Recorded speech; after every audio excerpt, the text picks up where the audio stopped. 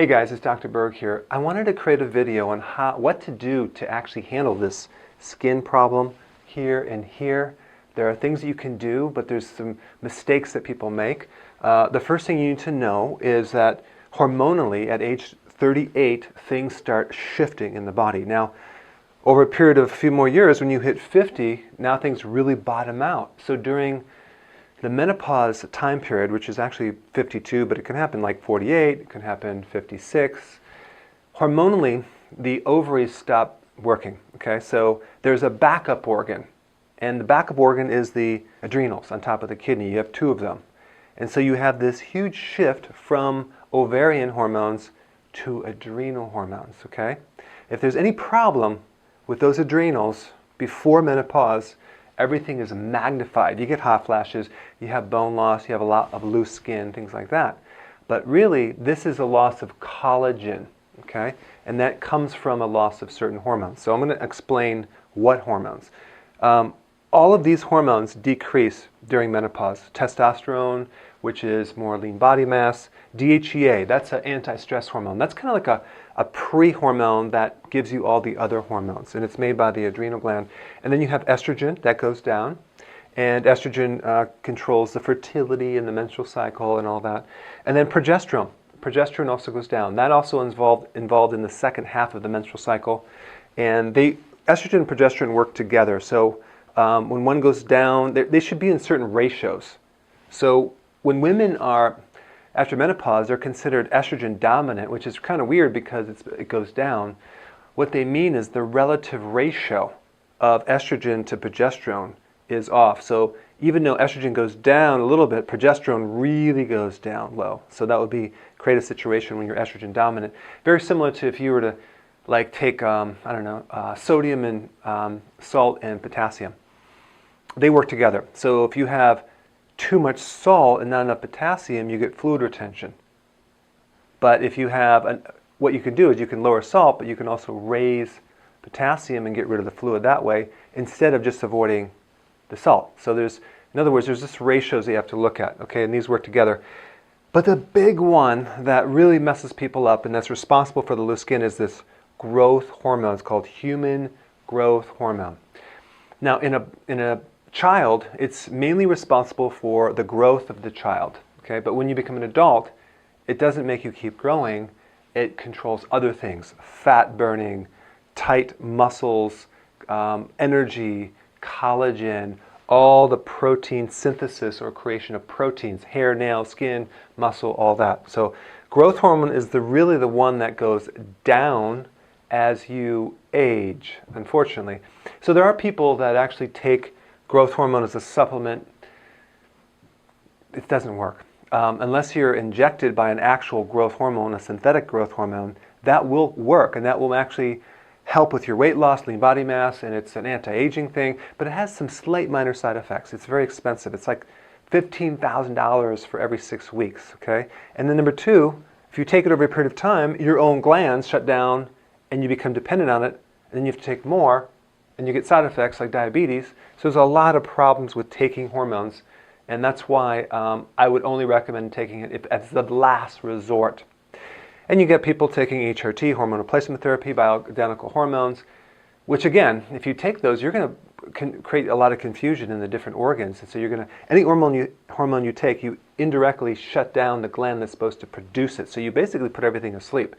Same thing with the thyroid. You take it over a period of time, and then the thyroid doesn't have to produce anymore. Okay.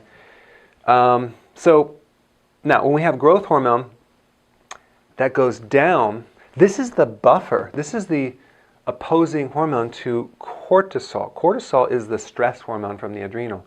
That's the one that's very destructive on your protein. So if that's too high, your body becomes in what's called a catabolic state or a cannibalistic. It breaks down proteins faster than it's building back up.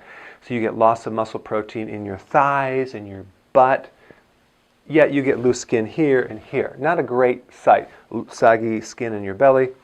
So really the loose skin is a combination of not enough growth hormone and too much cortisol. But remember, cortisol might test normal in your blood, but the ratio is very, very high cortisol, low growth hormone. So even though it's normal, it has nothing to oppose it. There's nothing to buffer it. There's nothing to kind of minimize it. So it's just a free cortisol that goes out there and destroys everything.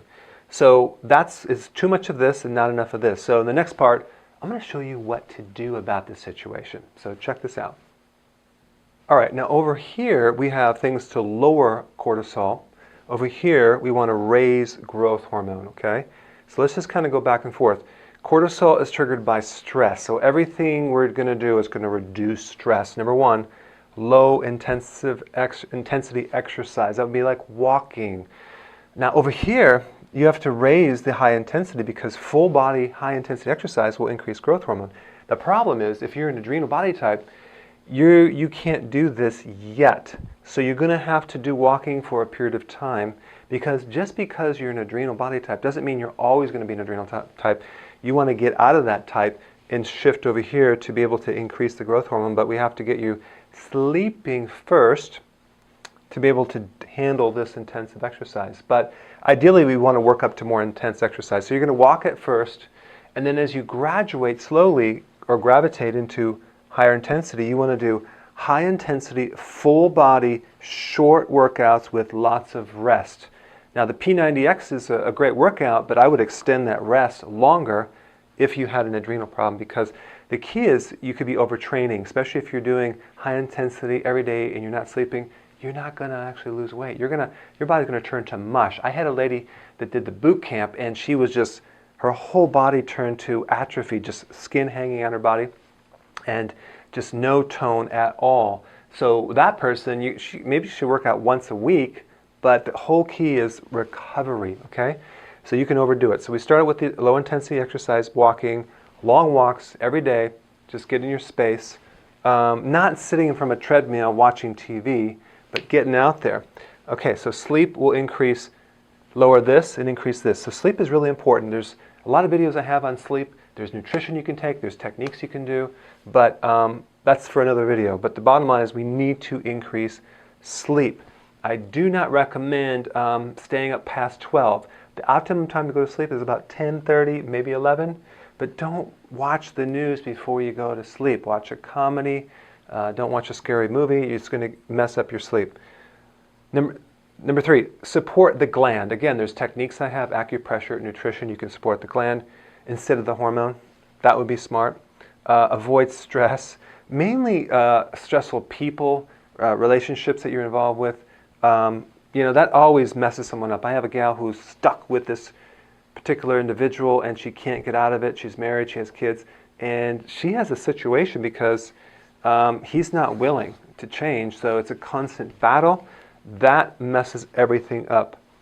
Then you compound that with menopause, not a pretty sight, okay? But we want to try to do things to avoid stressful people and situations. Potassium foods, important. That's the leafy greens, huge salads, not bananas or sugar. B vitamins, nutritional yeast is the best B vitamins. I would highly recommend that. These two actually lower stress. And then avoid sugar, because that will raise this as well, okay? Now over here, intense exercise, sleeping, protein does trigger growth hormone, but not a lot. If you have too much, it'll increase insulin, which will inhibit this. So we want just a little bit, maybe 3 to 4 ounces each meal. But we need some protein. If you're a vegetarian and you don't have the density of protein, it's very difficult to stimulate growth hormone. Okay, animal meat or animal products is the best for this, but just small amounts. Okay, intermittent fasting. Now with this one, it's not necessarily you have to fast for days, but if you actually eat all these snacks between the meals, that's messing up the liver, and that keeps the liver overworking all the time. If you did 3 meals a day and no snacks, that would be intermittent fasting, okay? That's what I consider intermittent fasting. Even if you did breakfast and then a good lunch and you didn't eat anything after that, that would be intermittent fasting. That will increase growth hormone. But if you're snacking and grazing, yeah. Why? Because the liver is where the growth hormone works through. So that liver is the hub, and that's connected to digestion. So anything that is a strain on the digestion will slow the liver and slow this hormone. So if you have constipation, for example, or bloatedness or a gallbladder problem, it's going to be hard to raise this because growth hormone comes from the brain, goes right through there, and doesn't always work. And then the next one is the decreased cortisol. Fixing this and avoiding sugar again will also improve these. So these are kind of the basic things that I look at if a person wants to tighten up their skin and lose weight. I'm going to look at all these things. I'm going to find out which one can we implement that they're not already doing.